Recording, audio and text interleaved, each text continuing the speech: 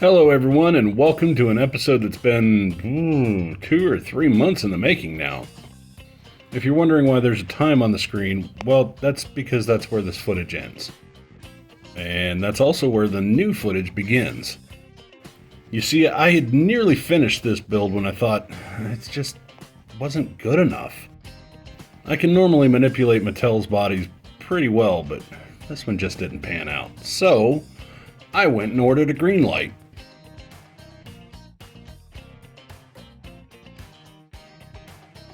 Yeah, this one's much better.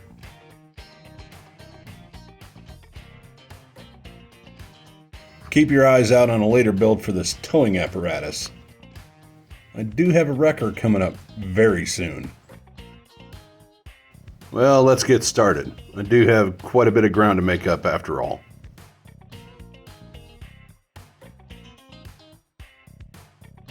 If you've seen the thumbnail, you know that the truck that I'm working on is actually a short bed. This is quite obviously a long bed. So we're gonna have to make it shorter. That bonus ship is either going to be an amphibious landing ship or a frigate. Either way, they're all going to be identified as Bravo, Charlie, and Delta. Bravo group is tasked with taking the 2 air units, Charlie group is tasked with taking out the 1 remaining air unit, and Delta's mission. Regardless of my Dremel woes, I still have a truck to pull apart. Once I actually get that done, I'll cut the bed down and then throw everything in the goo.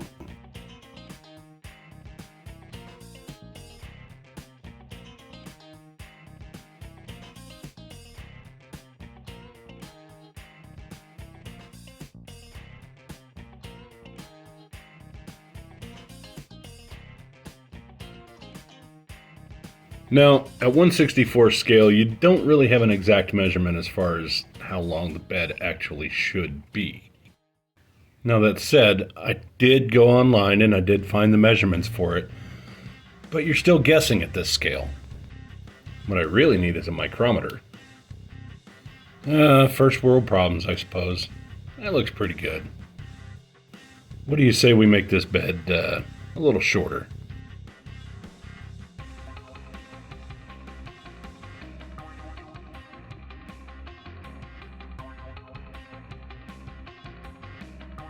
Yeah, I'm pretty happy with that. I just need to grind down the tiniest little bit on the front of the bed before I put the new bed front on it.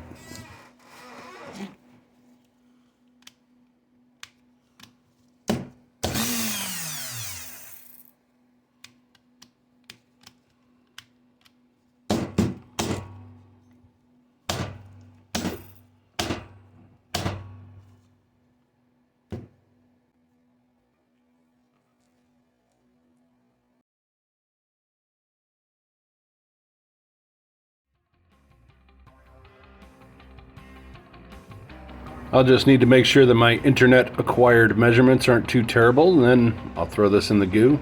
Once it's done, I'll get it out, clean it up, and then we'll get on with this build.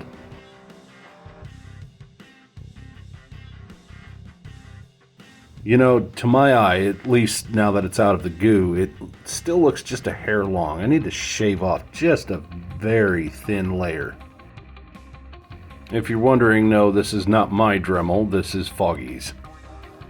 I'm still very sad that mine finally died. So, Vic, you might be asking, how are you going to create the front of the bed? Well, that's actually where styrene sheet comes in handy. This stuff is great for just about everything that needs a flat surface. I even watched Adam Savage build a whole house out of this. Well, not a full-sized house, but like a little model of it. Never mind, you don't care. Anyway, I used the front of the bed as a template, and then I cut it out of the styrene sheet. Once I've cut it out and I've cleaned up the bed, I'll glue the styrene sheet onto the front of the bed. Any excess that remains, I'll grind it off until it looks right.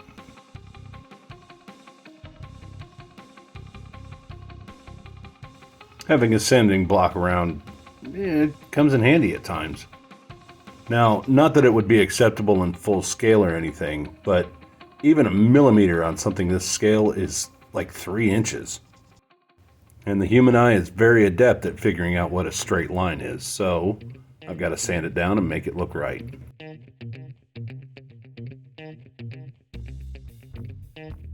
And now that the top of the front of the bed is flat, I'll take out my trusty paddle sander and I'll sand down these sides.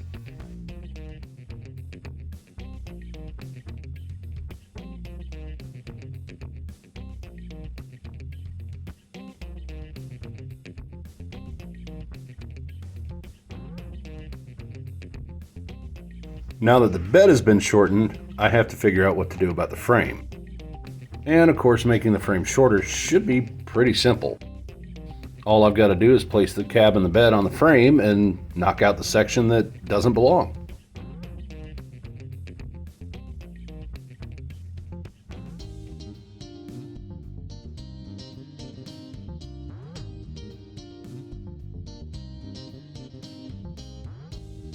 Magic markers are very handy to have around the shop.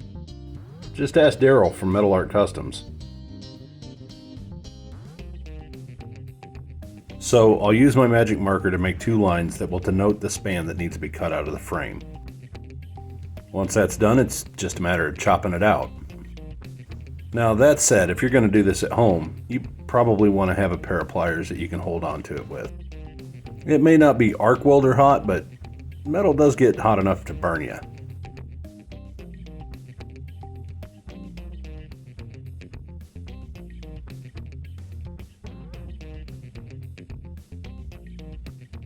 I apologize for the fantastic camera work here, folks, but no one's ever mistaken me for a cinematographer. You know, I knew there was a reason I kept these stud holes. I can use them as sort of loose alignment pins for the newly altered frame. So what do you think? Does that look like a short bed to you? Now, how do we hold the frame together? It's styrene to the rescue again. I'll cut out a section that's long enough to fit across the gap and thin enough to fit under the body. Then I'll glue it down.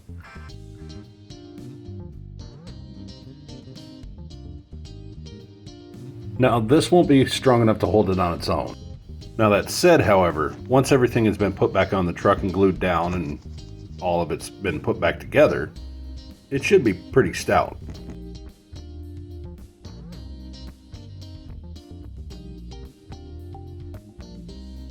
Let's get this thing off to primer, and while the primer is drying, we'll do our Tinkercad session.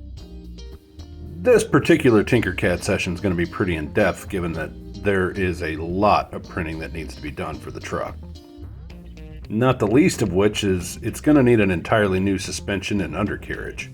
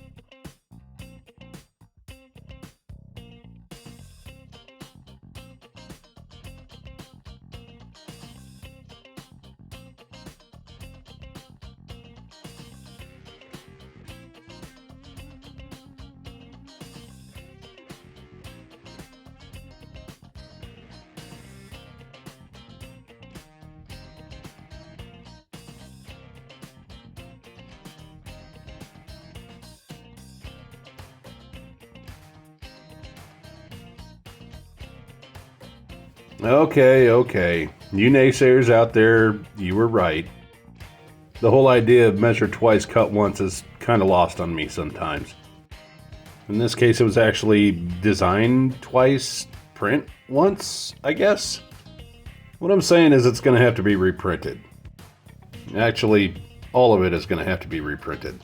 I think this roll bar might be a little small. Oh well, you live and learn. It is kind of a shame, though. The part's printed beautifully.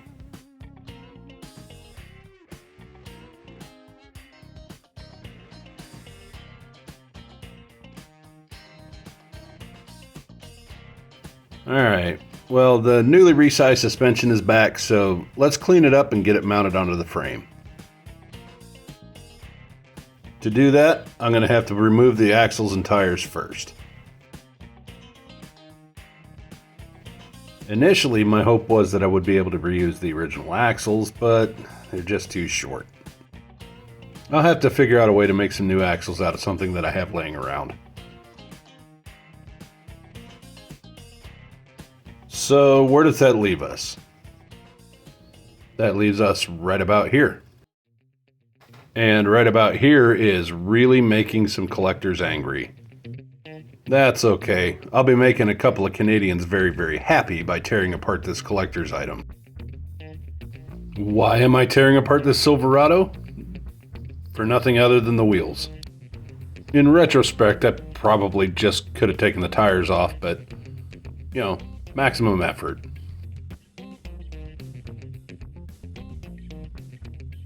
And of course this is very raw, but this is what it looked like when I finished up for the night. The next day I began putting everything back together, starting with the cab. I actually got very lucky with this Greenlight model. The details on items like the grille and the interior on this are just perfect.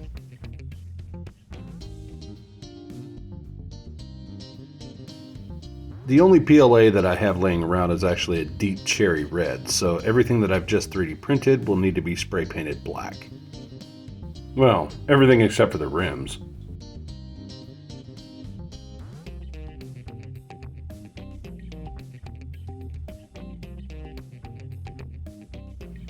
Now I can finish putting this thing back together and pass it off to Foggy for some of the more intensive details.